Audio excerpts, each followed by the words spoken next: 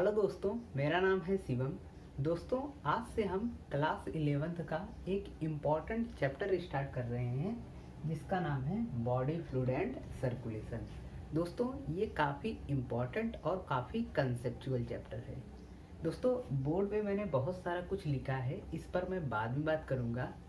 पहले मैं आपको एक एग्ज़ाम्पल देता हूँ। दोस्तों, जो एग्ज़ाम्पल मैं आपको दे रहा हूँ, ये एग्ज़ाम्पल आपको भी पता है और ये एग्ज़ाम्पल बहुत ज़्यादा रिलेटेड है इस चैप्टर से। एग्ज़ाम्पल क्या है? एग्ज़ाम्पल है घर में पानी की सप्लाई। क्या चीज़? घर में पानी की सप्लाई। घर में पानी की सप्लाई कैसे होती है, चलिए मैं आपको एक एग्ज़ाम्पल से बताता हूँ। सपोज करिए ये आपका घर है, मेरा भी हो सकता है। सपोज करिए ये आपका घर है ना। मैंने एक सिंपल सा घर बना दिया है। अब इस घर में पानी की सप्लाई कैसे होगी? तो हमको पता है घर के बाहर रोड होता है अर्थात सड़क होती है ना। सड़क के नीचे नगर पालिका के द्वारा पानी का पाइप बिछा होता है। सड़क के बाहर नगर पालिका का पानी का पाइप बिछा होता है ना। सपोज करिए ये क्या है? नगर पालिका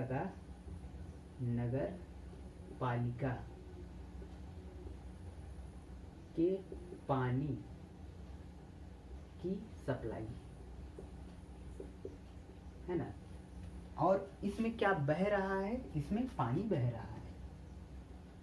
जाहिर सी बात है, अगर पानी की सप्लाई है तो क्या बहेगा? पानी ही बहेगा। अब ये पानी हमारे घर में चाहिए तो हम क्या करेंगे? कुछ नहीं करेंगे, एक यहाँ पर कट लगाएंगे और एक पाइप अपने घर में कनेक्ट कर देंगे, है ना। इससे क्या होगा? जो पानी इस पाइपलाइन में बह रहा है वो हमारे घर में भी आ जाएगा। लेकिन सपोज करिए जो ये पानी है वो धीरे धीरे बह रहा है, तो पानी हमारे घर में भी धीरे धीरे आएगा, है ना। धीरे धीरे आएगा तो हम क्या करते हैं? हम घर के बाहर एक मशीन लगा देते हैं। घर के बाहर क्या लगा देते हैं? एक मशीन लगा देते हैं। ये मशीन क्या करता है? पानी की जो फ्लो है, जो धीमा स्पीड है, उसको तेज कर देता है। इसको क्या बोलते हैं? टिल्लू। इसको क्या बोलते हैं? टिल्लू। टिल्लू क्या करता है? जो अगर पानी धीमे धीमे आ रहा है उसको तेज कर देता है। तो इस एग्जाम्पल को आप इस चैप्टर से कनेक्ट करिए। देखिए, इस पाइप में क्या बह रहा है? पानी बह रहा है। ये सपोज करिए हमारा ब्लड है। ये क्या है? ये हमारा ब्लड है या लिम्फ हो सकता है। ब्लड हो सकता है या लिम्फ हो सकता है। अगर ब्लड वेसल में बहेगा तो ब्लड होगा, लिम्फ वेसल में बहेगा तो लिम्फ होगा। सिंपल सी बात। ये जो है ये क्या है? ये पाइप लाइन है, लेकिन इसको हम क्या समझेंगे? इसको हम समझेंगे ब्लड वेसल। इसको क्या समझेंगे? Blood vessel. ये आर्टरी हो सकती है, वेन्स हो सकता है, कैपिलरीज हो सकती है। आगे जैसे जैसे पढ़ेंगे उसको मैं बताऊंगा। और ये टिल्लू क्या है? टिल्लू एक मशीन है, लेकिन ये हमारे बॉडी में क्या है? एक ऑर्गन है। बॉडी में क्या है? एक ऑर्गन है। और कौन सा ऑर्गन है? ये हार्ट है। क्या है? हार्ट है। चलिए अब मैं इस एग्जांपल को एक बार फिर से आपको समझाने का प्रयास करता हूँ। देखिए, जो पाइप लाइन में पानी बह रहा है वो ब्लड है, और ब्लड छोटे छोटे वेसल्स में, छोटे छोटे पाइपों में चला जाता है, वो ब्लड वेसल है ना। और जो पंपिंग ऑर्गन है वो हार्ट है। तो यहाँ पर ध्यान समझिए, सर्कुलेटरी सिस्टम मतलब ऐसा सिस्टम जो हमारी बॉडी में सर्कुलेट होता है, वो क्या होता है? सर्कुलेटरी सिस्टम, है ना। सर्कुलेटरी सिस्टम में 3 पार्ट होते हैं। सर्कुलेटरी सिस्टम में कितने पार्ट होते हैं? 3 पार्ट होते हैं। पहला होता है सर्कुलेटरी फ्लूइड, मतलब ऐसा फ्लूइड जो सर्कुलेट होता हो। ऐसा फ्लूइड जो सर्कुलेट होता है। तो सर्कुलेटरी फ्लूइड दो हो सकते हैं, या तो ब्लड हो सकता है या तो लिम्फ हो सकता है। तो आपको समझ में आ गया, सर्कुलेटिंग फ्लूइड क्या हो सकता है, या तो ब्लड हो सकता है या तो लिम्फ हो सकता है ना। अब ब्लड वेसल क्या है? ब्लड वेसल एक ऐसा जगह है जहां से ब्लड का फ्लो हो सकता है या लिम्फ का फ्लो हो सकता है। ब्लड वेसल कई सारी हो सकती हैं, आर्टरीज हो सकती है, कैपिलरीज हो सकती है, वेन हो सकता है, पोर्टल सिस्टम हो सकता है, आगे हम आपको बताएंगे, है ना। पंपिंग डिवाइस मतलब जो पंप करता है किसको? ब्लड को। जो ब्लड को पंप करता है वो क्या है? हार्ट। हार्ट क्या करता है? ब्लड को पंप करता है और हमारी बॉडी में जहां जरूरत होती है वहां तक पहुंचा देता है। तो आपको समझ में आ गया, सर्कुलेटरी सिस्टम में 3 पार्ट होते हैं। पहला सर्कुलेटिंग फ्लूइड, वो क्या होता है? वो या तो ब्लड हो सकता है या तो लिम्फ हो सकता है। दूसरा ब्लड वेसल, वो क्या होती है? ब्लड वेसल आर्टरीज हो सकती है, कैपिलरीज हो सकती है, वेन हो सकता है और पोर्टल सिस्टम हो सकता है। तीसरा पंपिंग ऑर्गन अर्थात हार्ट। ओके, इतना क्लियर हो गया। अब चलिए बात करते हैं ब्लड के बारे में, है ना। मैंने यहाँ पर लिखा है ब्लड। तो कई बार क्वेश्चन लोग पूछ देते हैं कि ब्लड की ओरिजिन कहाँ से होती है, ब्लड की ओरिजिन कहाँ से होती है। तो आपको याद ही रखना है, ब्लड की जो ओरिजिन होती है वो मेसोडर्मल होता है। ब्लड की ओरिजिन मेसोडर्मल होती है। क्लियर हो गया? चलिए, ये पॉइंट आपको क्लियर हो गया कि ब्लड की ओरिजिन कैसी होती है? मेसोडर्मल। याद करिए, हमारे साथ ही याद करिए, ब्लड की ओरिजिन कैसी होती है? मेसोडर्मल। चलिए, ये क्लियर हो गया। अब दूसरे पॉइंट पे बात करते हैं। Blood is a fluid connective tissue. जो ब्लड होता है वो फ्लूइड होता है, मतलब ब्लड जो होता है वो तरल होता है। आपने देखा होगा कि ब्लड फ्लो करता है तो फ्लूइड हो गया। और कनेक्टिव टिश्यू, ब्लड क्या होता है? एक विशेष प्रकार का कनेक्टिव टिश्यू होता है और उसको बोलते हैं फ्लूइड कनेक्टिव टिश्यू, है ना। इसको हिंदी में बोलते हैं तरल संयोजी ऊतक। क्या बोलते हैं? तरल संयोजी ऊतक। क्वेश्चन कई बार एग्जाम में पूछा गया, which of the following is fluid connective tissue. पहला ऑप्शन ब्लड, दूसरा लीवर, तीसरा किडनी, चौथा नन ऑफ दीज। तो राइट आंसर क्या हो जाएगा? ब्लड हो जाएगा, है ना। तो blood is a fluid connective tissue. ये पॉइंट भी आपको क्लियर हो गया होगा। नेक्स्ट बात करते हैं कि ब्लड का हम स्टडी कहाँ करते हैं। तो ब्लड का हम जहाँ पर स्टडी करेंगे उसको बोलते हैं हीमेटोलॉजी।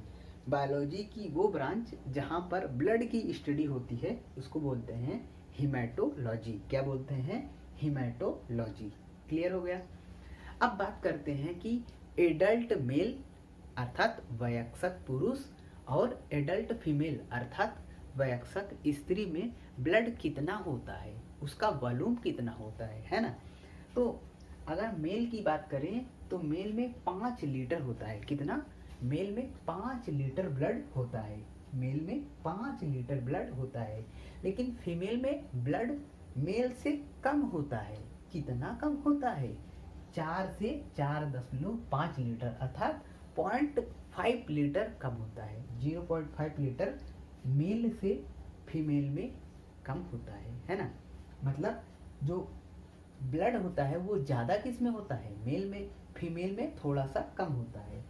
मेल में कितना होता है? 5 लीटर। याद कर लीजिए, ये सब याद करने वाले ही पॉइंट है ना। मेल में कितना होता है ब्लड? 5 लीटर। और फीमेल में कितना होता है? फीमेल में होता है 4 से 4.5 लीटर। ओके। अगर हम बात करें ECF, ECF क्या है? ECF है एक्स्ट्रा सेलुलर फ्लूइड। ECF क्या है? Extra cellular fluid.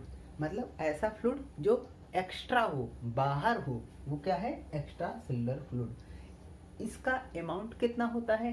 Extra cellular fluid का अमाउंट 15 लीटर होता है। और जो ब्लड है वो भी एक्स्ट्रा सेलुलर फ्लूइड है। वो इस फ्लूइड का कितना परसेंट होता है? तो एक्स्ट्रा सेलुलर फ्लूइड का 33% ब्लड होता है। 33% of extracellular fluid equal to blood. मतलब 15 लीटर का 33% जो आएगा वो ब्लड होगा, है ना। अब बात करते हैं ब्लड के पीएच पर। ब्लड के पीएच पर ब्लड का पीएच कैसा होता है, एग्जाम में बहुत बार क्वेश्चन पूछा गया है। एसिडिक होता है, न्यूट्रल होता है, एल्कलाइन होता है, कोई नहीं होता है, मतलब नन ऑफ दीज ऑप्शन देते हैं, है ना। तो सबको पता होता है कि एल्कलाइन होता है। ब्लड का पीएच कैसा होता है, एल्कलाइन होता है। पीएच कितना होता है, तो ब्लड का पीएच 7.2 से 7.4 हो सकता है। 7.2 से 7.4 हो सकता है। 7.2 पीएच कब होगा, 7.2 पीएच तब होगा जब ब्लड वेन में होगा, अर्थात ब्लड कैसा होगा, डीऑक्सीजिनेटेड। मतलब डीऑक्सीजिनेटेड ब्लड का क्या मतलब है, ऐसा ब्लड जिसमें ऑक्सीजन कम हो, CO2 ज़्यादा हो।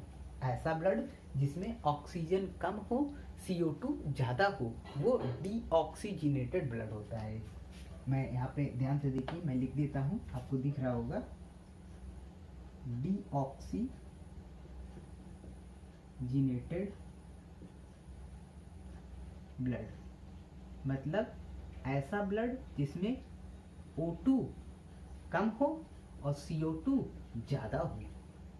और ऑक्सीजिनेटेड ब्लड का मतलब ऑक्सीजिनेटेड ब्लड मतलब ऐसा ब्लड जिसमें O2 ज़्यादा हो और CO2 कम हो, वो ऑक्सीजिनेटेड ब्लड होता है। जो डीऑक्सीजिनेटेड ब्लड होता है वो कहाँ पर फ्लो करता है, मेनली वेन में फ्लो करता है। और जो ऑक्सीजिनेटेड ब्लड अर्थात जिसमें ऑक्सीजन ज़्यादा हो, वो कहाँ पर फ्लो करता है, आर्टरी में फ्लो करता है। तो ऑक्सीजिनेटेड ब्लड का जो पीएच होता है वो 7.4 होता है और डीऑक्सीजिनेटेड ब्लड का 7.2 होता है। ओके, अब बात करते हैं समरी की। एक बार फिर से इस पर बात करते हैं, आपको याद हो जाएगा। चलिए बताइए, ब्लड की ओरिजिन कैसी होती है, मेसोडर्मल। ब्लड कैसा कनेक्टिव टिश्यू है, फ्लूइड कनेक्टिव टिश्यू। ब्लड की स्टडी क्या बोलते हैं, हेमाटोलॉजी। सिंपल सी बात है। और ब्लड का वॉल्यूम कितना होता है, मेल में 5 लीटर, फीमेल में 4 से 4.5 लीटर होता है। ब्लड एक्स्ट्रा सेलुलर फ्लूइड का कितना परसेंट होता है, 33%। कितना होता है, 33%। ब्लड का पीएच कैसा होता है, एल्कलाइन होता है। वेन में पीएच कितना होगा, 7.2। आर्टरी में कितना होगा, 7.4। डीऑक्सीजिनेटेड ब्लड क्या है, ऐसा ब्लड जिसमें ऑक्सीजन कम हो, CO2 ज़्यादा हो। ऑक्सीजिनेटेड ब्लड क्या है, ऐसा ब्लड जिसमें CO2 कम हो, O2 ज़्यादा हो। समझ में आ गया, इतना पार्ट मुझे लगता है आपको क्लियर हो गया है।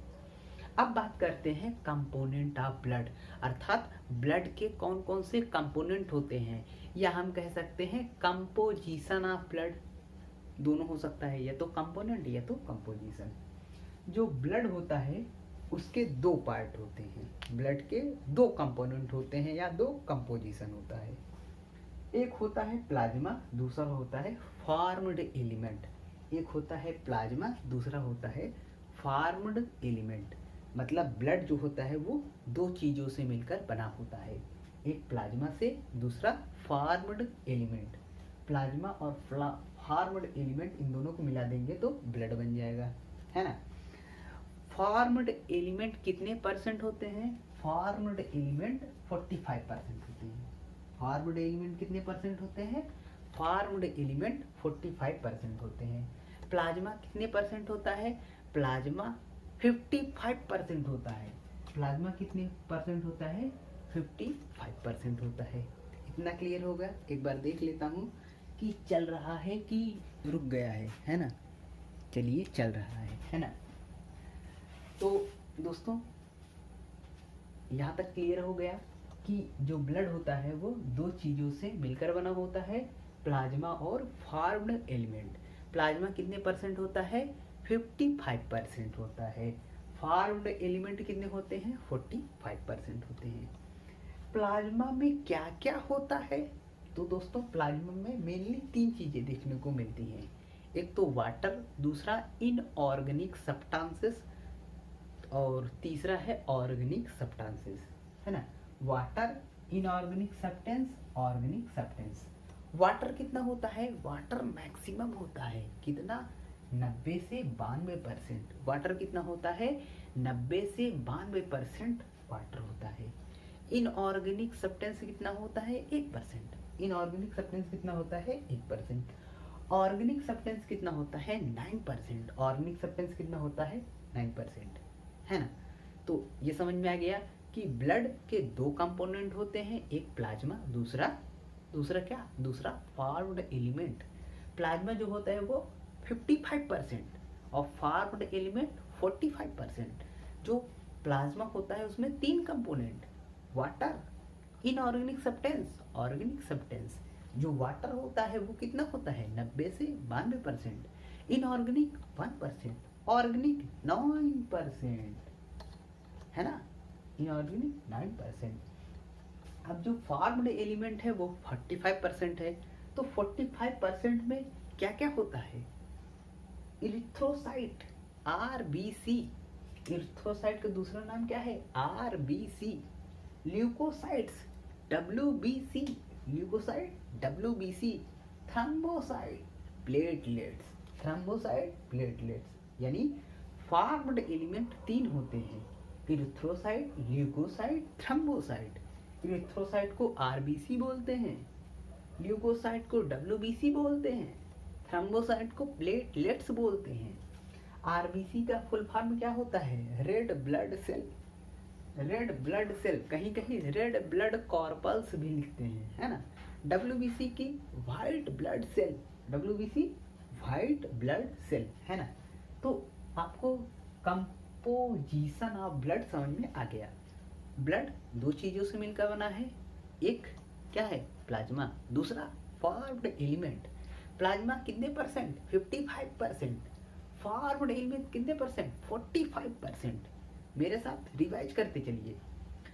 55% में क्या क्या होता है? प्लाज्मा में 55% होता है। क्या क्या होता है? वाटर कितने परसेंट?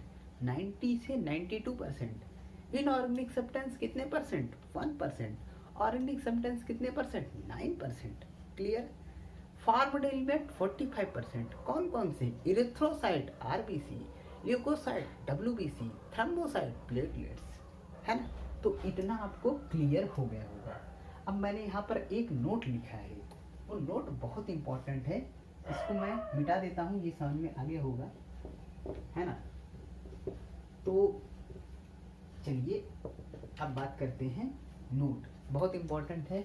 कई बार पूछा जाता है कि प्लाज्मा क्या होता है ना। तो अगर हम ब्लड में से फॉर्म्ड एलिमेंट को हटा देंगे तो क्या बचेगा? ब्लड में से फॉर्म्ड एलिमेंट को हटा देंगे तो प्लाज्मा ही तो बचेगा, क्योंकि ब्लड प्लाज्मा और फॉर्म्ड एलिमेंट से मिलकर बना है। अगर हम ब्लड में से फॉर्म्ड एलिमेंट को हटा देंगे तो क्या बचेगा? प्लाज्मा। तो हम प्लाज्मा को क्या लिख सकते हैं? Blood minus formed element. क्या चीज? फॉर्म्ड एलिमेंट, है ना। नेक्स्ट पूछा जाता है सीरम। क्या चीज? सीरम क्या होता है?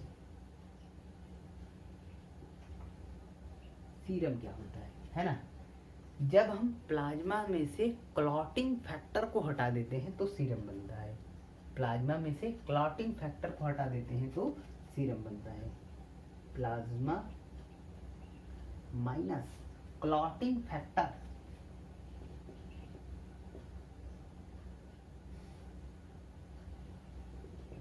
Clotting factor. जब हम प्लाज्मा में से क्लॉटिंग फैक्टर को हटा देते हैं तो सीरम बनता है। नेक्स्ट पूछा जाता है लिम्फ। लिम्फ क्या होता है ना। ये नोट है, इंपॉर्टेंट है, एग्जाम में पूछ लेते हैं। लिम्फ क्या होता है?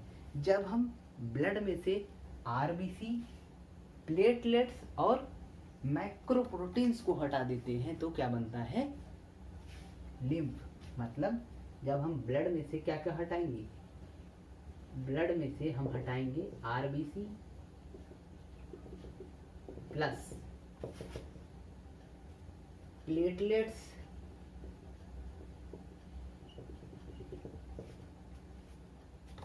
और मैक्रोप्रोटीन,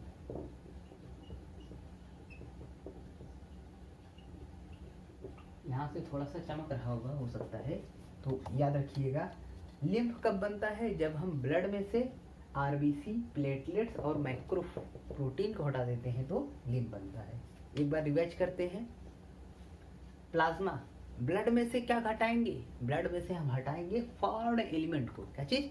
ब्लड में से फॉर्म्ड एलिमेंट को हटाएंगे तो क्या बनेगा? प्लाज्मा।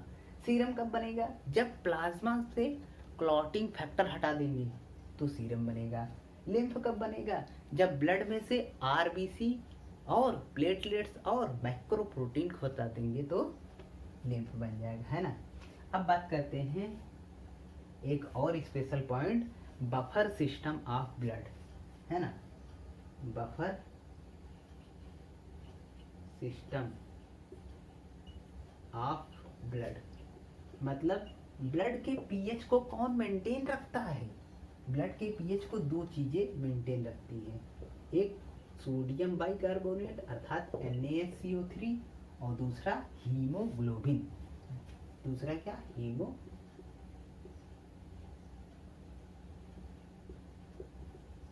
हीमोग्लोबिन। ये क्या करते हैं? ब्लड में बफर सिस्टम ऑफ ब्लड को मेंटेन रखते हैं। तो उम्मीद करता हूँ कि इतना आपको समझ में आ गया होगा। एक बार क्विक रिवीजन करते हैं जिससे आपको एकदम क्रिस्टल क्लियर हो जाए, है ना। मैं 2-3 बार बोला हूँ, कई बार बोला हूँ, आपको एकदम मैं ये चाहता हूँ कि जो मैं आपको बताऊँ वीडियो में वो आपको याद हो जाए, है ना। तो चलिए एक बार क्विक रिवीजन करते हैं, है ना। क्विक रिवीजन करते हैं। सर्कुलेटरी सिस्टम, क्या चीज? Circulatory system. सर्कुलेटरी सिस्टम कितनी चीजों से बनकर है? तो चलिए एक बार क्विक रिवीजन करते हैं। क्या करते हैं? क्विक रिवीजन, है ना। तो सर्कुलेटरी सिस्टम, क्या चीज? सर्कुलेटरी सिस्टम ऐसा सिस्टम जो सर्कुलेशन में पार्टिसिपेट करे वो सर्कुलेटरी सिस्टम है। सर्कुलेटरी सिस्टम में कितने पार्ट होते हैं? 3 पार्ट। पहला सर्कुलेटरी फ्लूइड, दूसरा ब्लड वेसल, तीसरा पंपिंग डिवाइस। सर्कुलेटरी फ्लूइड क्या होते हैं? या तो ब्लड हो सकते हैं या तो लिम्फ हो सकते हैं। ब्लड वेसल्स क्या होंगी? या तो आर्टरीज, या तो कैपिलरीज, या तो वेन या पोर्टल सिस्टम। पंपिंग डिवाइस कौन होगा? हार्ट होगा। फिर अब बात करते हैं ब्लड पर। ब्लड की ओरिजिन कैसी होती है? मेसोडर्मल। ब्लड कैसा कनेक्टिव टिश्यू है? फ्लूइड कनेक्टिव टिश्यू है। स्टडी ऑफ ब्लड किसे बोलते हैं? Haematology. Study of blood, haematology. Volume of blood male में कितना होता है? 5 लीटर। फीमेल में 4 से 4.5 लीटर। अर्थात मेल में ब्लड ज्यादा होता है, फीमेल में कम होता है। ब्लड एक्स्ट्रा सेलुलर फ्लूइड का कितने परसेंट? 33%। ब्लड का पीएच कितना होता है? 7.2 से 7.4। कैसा होता है? एल्कलाइन होता है। 7.2 कहाँ होता है? वेन्स में होता है। 7.4 कहाँ होता है? कैपिलरीज नहीं, 7.4 आर्टरी में होता है। वेन में कैसा ब्लड फ्लो करता है? Deoxygenated blood. आर्टरी में कौन सा ब्लड फ्लो करता है? Oxygenated blood. डीऑक्सीजनेटेड ब्लड का क्या मतलब है? डीऑक्सीजनेटेड ब्लड का मतलब है ऐसा ब्लड जिसमें O2 कम हो, CO2 ज्यादा हो। ऑक्सीजनेटेड ब्लड का मतलब ऐसा ब्लड जिसमें ऑक्सीजन ज्यादा हो, CO2 कम हो। ऑक्सीजनेटेड, ऑक्सीजन ज्यादा, CO2 कम। डीऑक्सीजनेटेड, O2 कम, CO2 ज्यादा, है ना। Composition of blood. Blood 2 component होते हैं, प्लाज्मा और फॉर्म्ड एलिमेंट। प्लाज्मा कितने परसेंट होता है? 55%। फॉर्म्ड एलिमेंट कितने होते हैं? 45%। 55% में क्या क्या होता है? Water, inorganic substance, organic substance. Water कितना होता है? 90 से 92%। इनऑर्गेनिक कितना होता है? 1%। ऑर्गेनिक कितना होता है? 9%। फॉर्म्ड एलिमेंट 45% होते हैं। क्या क्या होता है? RBC, WBC, platelet. आरबीसी क्या नाम होता है? इरिथ्रोसाइट। डब्ल्यूबीसी का ल्यूकोसाइट। प्लेटलेट्स का थ्रोम्बोसाइट। नोट क्या है? प्लाज्मा क्या होता है? जब ब्लड में से क्या हटा देते हैं? Formed element. जब ब्लड में से फॉर्म्ड एलिमेंट हटा देते हैं तो प्लाज्मा बनता है। सीरम कब बनता है? जब प्लाज्मा में से क्लॉटिंग फैक्टर को हटा देते हैं तो सीरम बनता है। लिम्फ कब बनता है? जब ब्लड में से आरबीसी, प्लेटलेट्स और मैक्रो प्रोटीन हटा देते हैं तो क्या बनता है? लिम्फ बनता है। बफर सिस्टम ऑफ ब्लड अर्थात ब्लड के पीएच को कौन मेंटेन करता है, NaCO3 और हीमोग्लोबिन। तो दोस्तों ये आज का टॉपिक था, मैंने आपको समझा दिया। आपको ये वीडियो कैसा लगा कमेंट बॉक्स में ज़रूर बताइए। चैनल पे नए हो तो सब्सक्राइब कर दीजिए, ऐसे ही इंपॉर्टेंट वीडियोस मैं अपलोड करता रहूँगा। इसका नेक्स्ट पार्ट अर्थात प्लाज्मा के बारे में हम आगे पढ़ेंगे नेक्स्ट वीडियो में। तब तक देखते रहिए, सीखते रहिए। चैनल पे नए हो तो फिर से एक बार कहता हूँ, क्या कर दीजिए, सब्सक्राइब करिए। चलिए दोस्तों, मिलते हैं नेक्स्ट वीडियो में। तब तक जय हिंद, वंदे मातरम।